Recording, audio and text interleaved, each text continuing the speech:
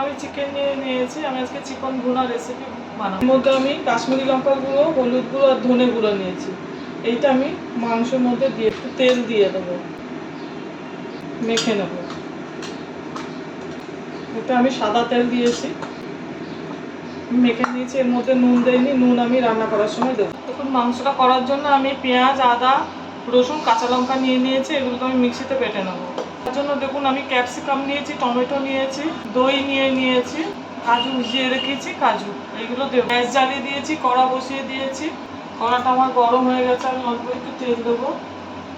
তেলটা আমার হালকা গরম হয়ে গেছে। এবার আমি এটা ক্যাপসিকামগুলো আগে একটু ভেজে নেব। ক্যাপসিকামটা আমার ভাজা হয়ে গেছে। এর মধ্যে আমি আমার তেল দিয়ে দেবো একটু বেশি করে। এর মধ্যে ফোড়ন দেওয়ার জন্য লং, এলাচ আর দারচিনি নিয়ে নিয়েছি। তেলটা আমার গরম হয়ে গেছে, ওর মধ্যে দিয়ে দেবো। রসুন, পেঁয়াজ বেটে রেখেছিলাম, এগুলো এর মধ্যে দিয়ে দেবো। একটা টমেটো নিয়েছিলাম, টমেটোটা দিয়ে দেবো। এর মধ্যে দেখুন ক্যাপসিকামগুলো দিয়ে দেবো। দেখুন মশলাটা আমার এরকম হবে। চিকেনগুলোকে আমি এখন এর মধ্যে দিয়ে দেবো। আমি বোনলেস দিয়েছি, আপনারা হাঁস টমেটো নিতে পারেন।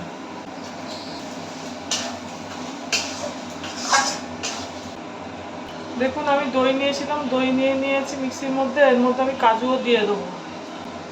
সব একসঙ্গে আমি একটু বেটে নেব। দেখুন, আমি জল নিয়েছি, মাংসের মধ্যে আমি একটু জল দিয়ে দেবো।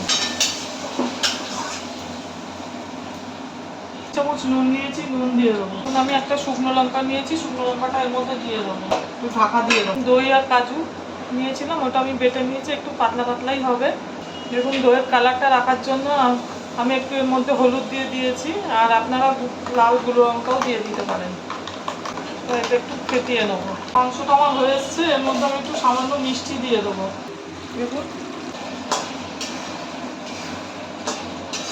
এবার আমি দইটা ওর মধ্যে দিয়ে দেবো।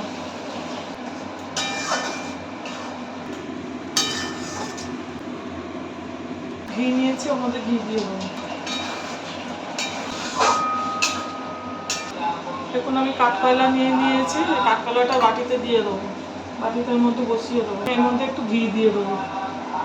হাত কাটলাটার মধ্যে আমার গন্ধ বেরিয়ে গেছে। তাহলে গন্ধটা আমার গ্রেভির সাথে মিশে গেছে। এবার আমি এটা নামিয়ে দেবো। রান্নাটা আমার হয়ে গেছে, তেল ছেড়ে দিয়েছি। এবার এটা আমি নামিয়ে নেবো। এখন আমার চিকেন ভুনাটা বানানো হয়ে গেছে। দেখুন, আমার চিকেন ভুনাটা বানানো হয়ে গেছে। এইভাবে বাড়িতে বানিয়ে করে খাবেন, ভালো লাগবে।